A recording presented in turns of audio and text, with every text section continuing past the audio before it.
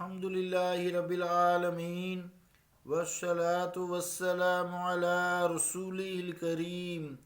أما بعد فأعوذ بالله من الشيطان الرجيم بسم الله الرحمن الرحيم وعن عائشة قالت في بيعة النساء أن رسول الله صلى الله عليه وسلم كان يمتحنهن بهذه الآية يا أيها النبي إذا جاءك المؤمنات يبايعنك فمن أقرت بهذا الشرط منهن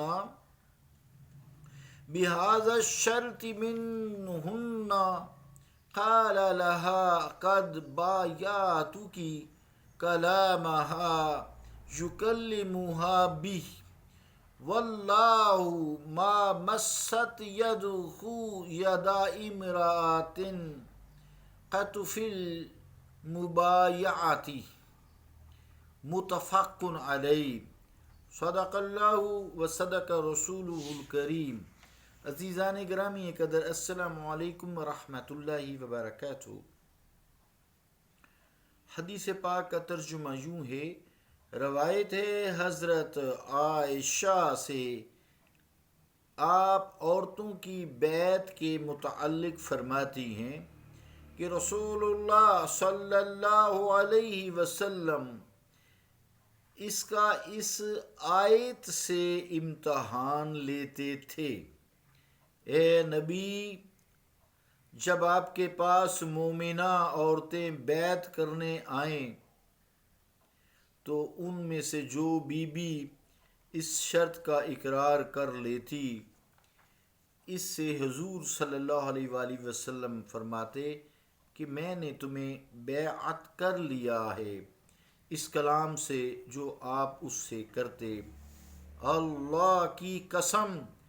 بیعت میں حضور کا ہاتھ مبارک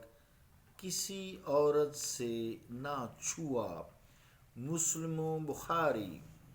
اللہ اور اس کے رسول کا قول سچا ہے۔ عزیزان گرامی قدر، یہ سورہ الممتنہ ہے، اس میں عورتوں کی بیعت کا تذکرہ ہے۔ یا ایھا النبی اذا جاءک المؤمنات یبايعنک اللہ لا یشرکن باللہ شیئا ولا یسرقن ولا یزنین ولا یقتلن اولادہن ولا یأتین ببہتان یفترین بین ایدیہن وارجلہن ولا یعصینک فی معروف فبایعہن واستغفر لہن اللہ ان اللہ غفور رحیم۔ ایک لمبی آیت ہے جس میں 6 چیزوں کا غالباً تذکرہ ہے۔ تو اس میں حضور کریم علیہ السلام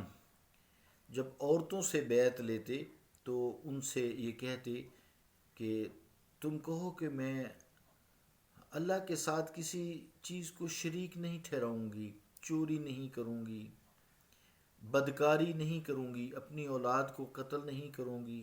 اپنے ہاتھوں اور پیروں کے درمیان کسی پر بہتان نہیں لگاؤں گی، اور آپ کی معروف باتوں کی میں نافرمانی نہیں کروں گی۔ تو پس ان کی بیعت فرما لیجئے، پھر ان کے لیے اللہ تعالیٰ سے مغفرت طلب کیجئے۔ تو یہ آیت بھی فتح مکہ پر نازل ہوئی جب آپ صلی اللہ علیہ وآلہ وسلم نے عورتوں کی بیعت لی۔ پھر مردوں کی بھی بیعت ہوئی، تو مردوں سے بیعت جب لیتے تو حضور کریم علیہ السلام اپنے دست مبارک میں ان کا ہاتھ تھامتے، مصافحہ کرتے، پھر یہ چیزیں بتاتے بھی کیا تم ان چیز کو مانتے ہو، ایمان لائے ہو اس چیز پہ، ٹھیک ہے تمہارا یہ میرا بیعت کا مطلب معاہدہ ہے۔ تو مصافحہ کر کے مردوں سے بیعت لیتے، مگر عورتوں سے آپ صلی اللہ علیہ وآلہ وسلم نے کبھی مصافحہ نہ کیا، صرف گفتگو فرماتے، زبانی کلامی بیعت لیتے، کیونکہ غیر عورت کو ہاتھ لگانا حرام ہے، چاہے انبیاء ہوں، چاہے پیر حضرات ہوں، چاہے عالم ہوں، چاہے شیخ ہوں، کوئی بھی ہوں، غیر عورت کو ہاتھ نہیں لگا سکتے، کوئی شیخ ہو۔ اس لیے حضرت کلثوم بنت عقبہ ابن ابی معیط مومنہ مہاجرہ ہو کر جب مدینہ منورہ تشریف لائیں، کنواری تھیں، ان کے اہل نے انہیں بلایا، حضور کریم علیہ الصلوۃ والسلام نے انہیں واپس فرمانے سے انکار کر دیا اور اس طرح ان سے بیعت لی۔ حضور کریم علیہ الصلوۃ والسلام کبھی زیادہ چیزوں پہ بیعت لیتے، جیسے یہاں 6 چیزوں پہ عورتوں سے بیعت لی گئی ہے، اور یہ قرآن مجید سے حکم ہے، حکمن ہے یا ایھا النبی اذا جاک، اے نبی صلی اللہ علیہ وسلم، اذا جاک المؤمنات، کہ جب مومن عورتیں آپ کے پاس آئیں صلی اللہ علیہ وسلم۔ مراد یہ بیعت کرنا، لینا، معاہدہ کرنا، بیعت کرنا معاہدہ، بیع و شرا ہوتا ہے نا، تو معاہدہ خرید و فروخت، لیکن یہاں ایک معاہدہ ہے روحانی۔ تو عورتوں سے بیعت فرمایا کرتے، مردوں سے بیعت فرمایا کرتے، تو یہ سنت مصطفیٰ کریم علیہ الصلوۃ والسلام ہے، اچھی چیز ہے بھئی، یہ بات ہے، تم گواہ رہنا، اللہ بھی گواہ ہے، تم نے میرے ساتھ معاہدہ کر لیا ہے کہ تم نماز نہیں قضا کرو گے، تم روزے رکھو گے، یا اس طرح جو کچھ شخص جس میں کمزوری ہوتی ان سے وہ اس چیز پر بیعت لے لیتے، زیادہ چیزوں پہ بیعت لیتے، جیسا کہ شاید کا حدیث پاک میں حوالہ ہے، تو آپ نے زیادہ چیزوں پر بھی، یعنی 6 چیزوں پر بھی بیعت لی ہے کہ اللہ کے ساتھ کسی کو شریک نہیں ٹھہرائیں گی، چوری نہیں کریں گی، عورتوں کی عادتیں ہوتی ہیں، چوری نہیں کریں گی، بدکاری نہیں کریں گی، جھوٹے الزام نہیں لگائیں گی، بہتان جسے کہتے ہیں، اپنی اولاد کو قتل نہیں کریں گی، یعنی حمل نہیں کرائیں گی، اور میری باتوں کی نافرمانی نہیں کریں گی، پھر آپ بیعت فرماتے، پھر اللہ فرماتا ہے کہ پھر آپ صلی اللہ علیہ وسلم کو حکم دیا کہ آپ ان کے لیے دعا کریں، بے شک اللہ تعالیٰ بخشنے والا مہربان ہے۔ تو عزیزان گرامی قدر، اس لیے ہمیں چاہیے، دیکھیے یہ ایک چھوٹا سا ایک مسئلہ ہے، جیسے میں ڈاکٹر ہوں، ہم اگر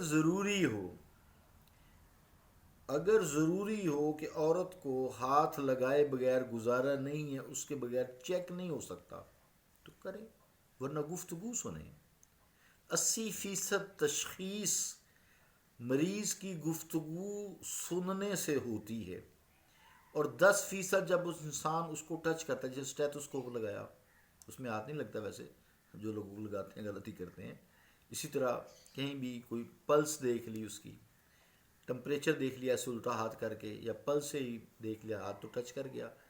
تو معالج اگر ضروری ہے تو کر سکتا ہے، شریعت میں گناہ نہیں ہے، اس کے علاج ضروری ہے، لیکن خواہ مخواہ نہیں ٹچ کرنا چاہیے، جیسے کہ آج کل ایک رواج پکڑ گیا، پکڑ کے بازو تو بائیں نکال کے تو اوپر سے کپڑے ہٹا کے بھی بلڈ پریشر وغیرہ چیک کرتے ہیں، اور لوگ خوشی سے چیک کراتے ہیں۔ اور اسی چلو درس کے حوالے سے